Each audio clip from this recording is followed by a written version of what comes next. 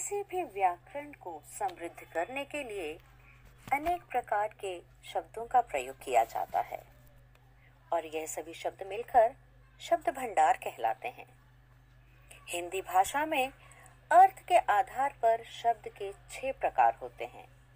पर्यायवाची या यूं कहिए समानार्थी शब्द, विलोम अथवा विपरीतार्थी, एकार्थक, अनेकार्थक, श्रुति संभिन्नार्थक और वाक्यांशों के लिए एक शब्द। आज हम अनेकार्थी शब्दों के विषय में पढ़ेंगे।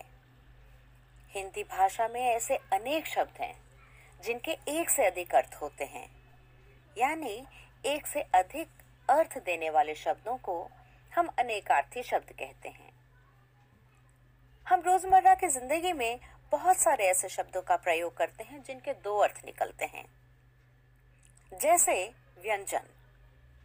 व्यंजन के 2 अर्थ होते हैं, एक पकवान और दूसरा वर्णमाला के अक्षर। आइए इन्हें वाक्यों के माध्यम से देखने का प्रयास करते हैं। माँ को विभिन्न प्रकार के व्यंजन बनाने का शौक है, यानी माँ को विभिन्न प्रकार के पकवान बनाने का शौक है। वर्णमाला के 2 प्रकार होते हैं, स्वर और व्यंजन। यहाँ जिस व्यंजन का प्रयोग किया गया है वह है वर्णमाला के अक्षर, ना कि पकवान। इस प्रकार से दोनों वाक्यों के आधार पर हमने उनके अलग अलग अर्थ देखे। द्विज। समाज के 4 वर्गों में द्विज का प्रथम स्थान है। यहाँ द्विज का अर्थ है ब्राह्मण।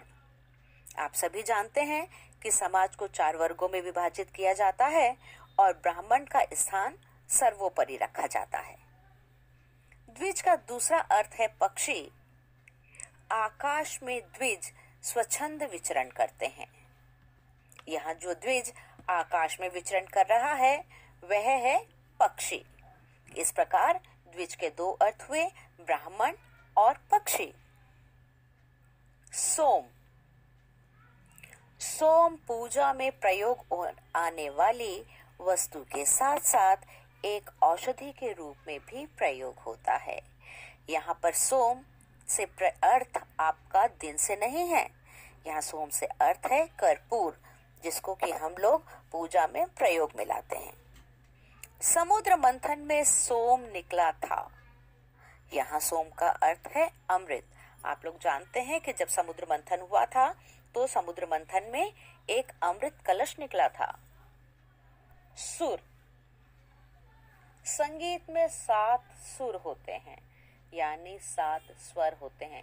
आप सभी को मालूम है कि संगीत के 7 सुर होते हैं और इसके अतिरिक्त सुर का दूसरा अर्थ होता है देवता। सुर और असुरों के मध्य सदा संग्राम चलता रहता था, यानी देवता और दानवों के बीच में हमेशा युद्ध चलता रहता था। दल।